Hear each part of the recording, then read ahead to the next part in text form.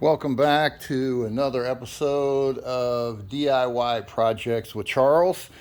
Today I am working on replacing the valve cover gasket on this 2018 Chrysler Pacifica 3.6 liter engine.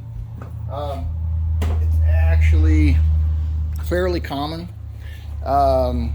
After these vehicles get a little bit of mileage on them for these valve cover gaskets to leak.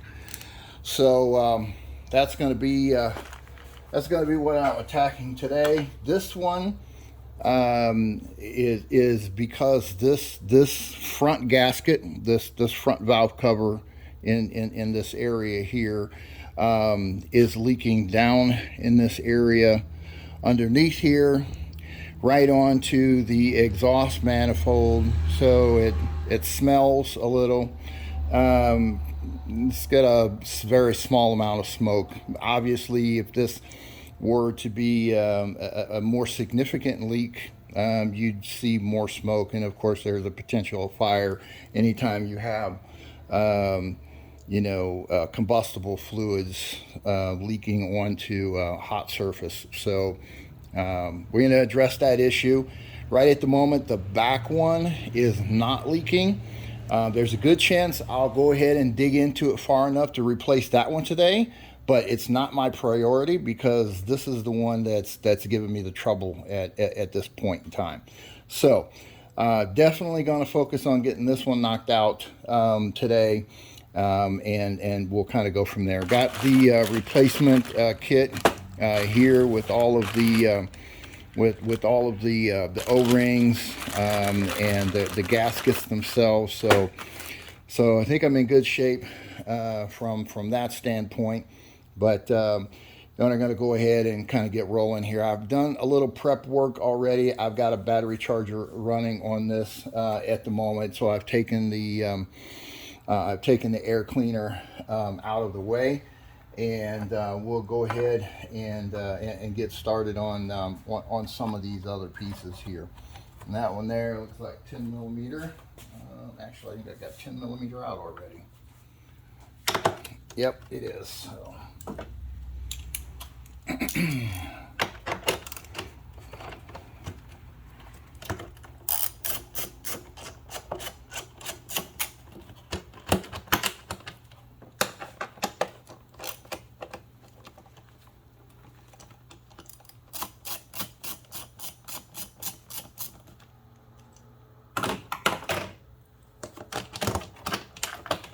All right, usually they have like some grommets that they pop into here in the back. Here's one here, and here's the other one. And if you were to flip it over, you can see where they fit in on that side. So that's all it takes to get the cover off. Cover's pretty quick and easy. Okay, so what I was seeing on this one is, I don't know, about a 6-inch diameter oil spot after it sits overnight. Again, it's not huge, not significant, but it's enough that I want to get it handled as soon as I can. So, at any rate, we're going to take this whole intake plenum off as a part of getting down to this. So most of these connectors, they have these little locking tabs on them. So you just push the locking tab back, and then usually you can push the button down to release the connector, and the connector will come the rest of the way off. So there's that one.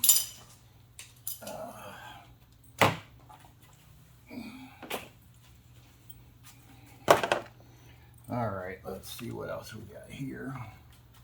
That one's out of the way. I'm going to go ahead and get this air intake off. Okay.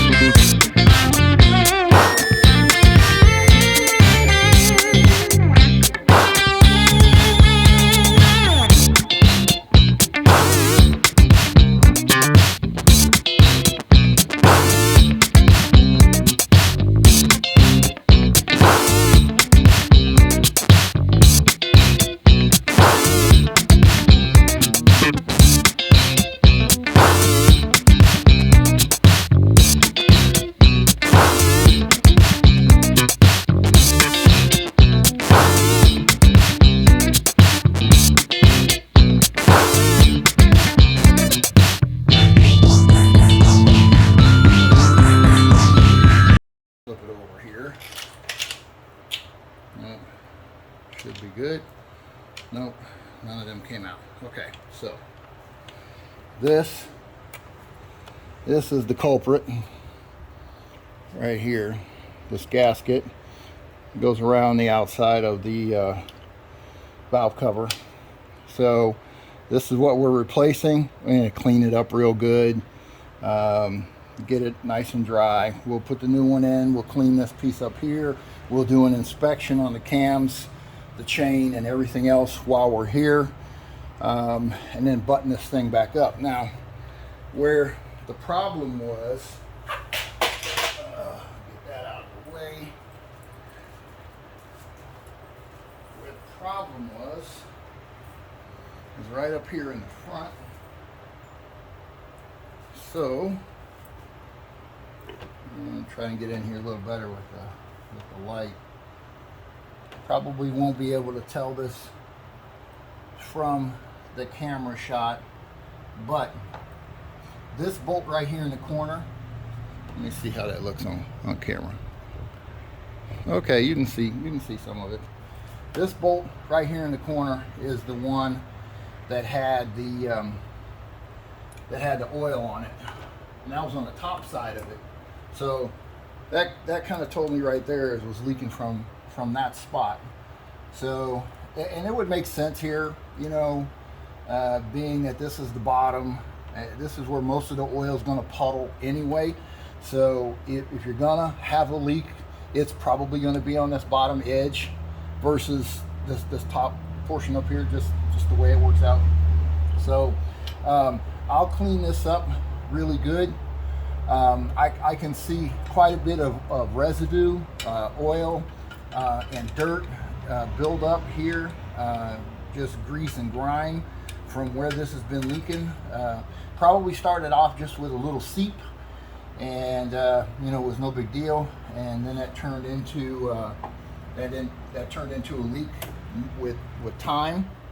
And so, like I said, not that uncommon on any engine, but you know, that's an issue you have to get in and get it addressed. So the cams themselves at this point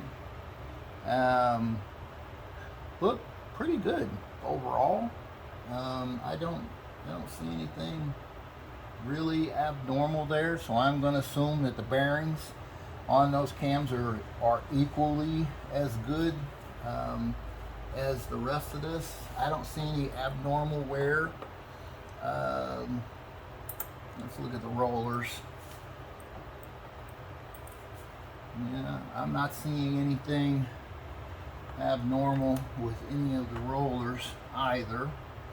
So I think that's probably still in pretty good shape. This engine's got almost 150,000 miles on it, so I would expect to see somewhere, but this is pretty clean engine, and so I'm happy to see that. Now I bought this car at basically 100,000 miles, so for the past 50,000 miles it's had AMSOIL 100% synthetic running in it, and so I would expect it to be relatively clean and with little wear, even if it had started at 0 miles. But at any rate, no, those are nice and clean. Spark plug tubes have a little bit of debris. I mean, just minor stuff. I'll blow that out with the air gun. I'll get this cleaned up, and then I'll get started on putting that new gasket on. I'm not sure I'm ready to dive into the other one today. Like I said, it's not leaking at the moment, and it's easier to get to because you don't have to take this intake plenum off. So today I think I'm just going to knock out this front bank, get everything good to go, no leaks, and then put back put it back together. If there's leak on that back one, it's minor at this point. I don't think there is. Like I said, easier easier to get to, and I can do that one at a later time. So that's just kind of how I'm looking at things today. I am going to get this knocked out. It was leaking enough that it was starting to show on the driveway, and and I don't like the idea of there being a potential fire hazard if that oil catches fire on that exhaust manifold. So at any rate, that's what we're going to get knocked out, and then we'll come back to it.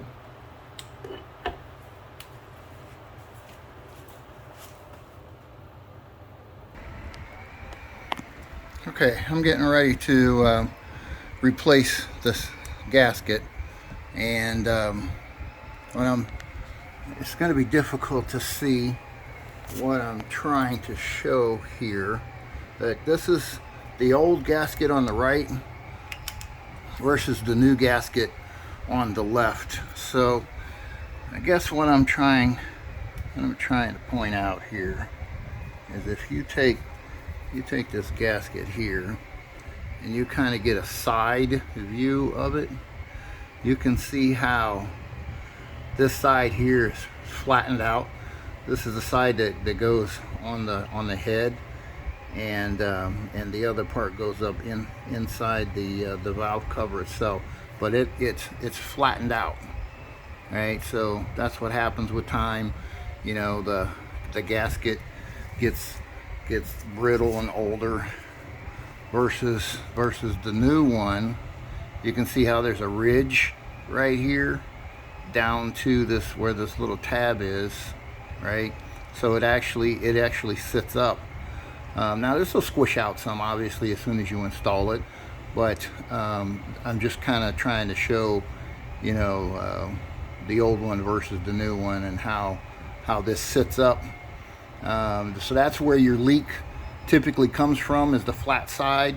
Once it gets squished out for so long, and you know, they get some age to them, etc., then they tend to leak. So that's what the issue is. Just wanted to point that out. Okay, so I've got the valve cover here.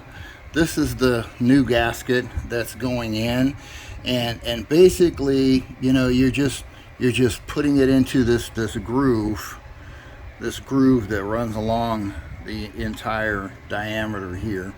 So you'll kind of see that there's a little notch out for that little tab right there. There's a notch that it fits into, and then there's a spot for that little square there. And then, like I said, you're basically just working that into the groove all the way around the outside of this thing, and then it'll be ready for install. Now, this is not the kind of valve cover that you are gonna put a lot of RTV on. You might hit a couple of spots like there. Probably put RTV in this spot here, and I'll probably do it again over here, because that's pretty common. But the rest of this, the rest of this is really not going to get any RTV whatsoever. You just fit the gasket in there, and make sure that it's nice and tight, and it's making the correct turns and all of that as it goes through, and you'll be good to go.